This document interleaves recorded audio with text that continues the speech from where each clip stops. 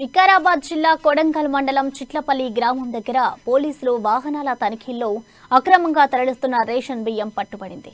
దోమ మండలం బుడ్లాపూర్ నుండి కర్ణాటకకు అక్రమంగా తరలిస్తున్న 20 క్వింటాళ్ల పీడీఎస్ బియ్యాన్ని తరలిస్తుండగా స్వాధీనం చేసుకున్నట్టు సివిల్ సప్లై డిప్యూటీ తహసీల్దార్ తెలిపారు. బియ్యం అక్రమ తరలింపుపై పోలీసులు కేసు నమోదు చేశారు.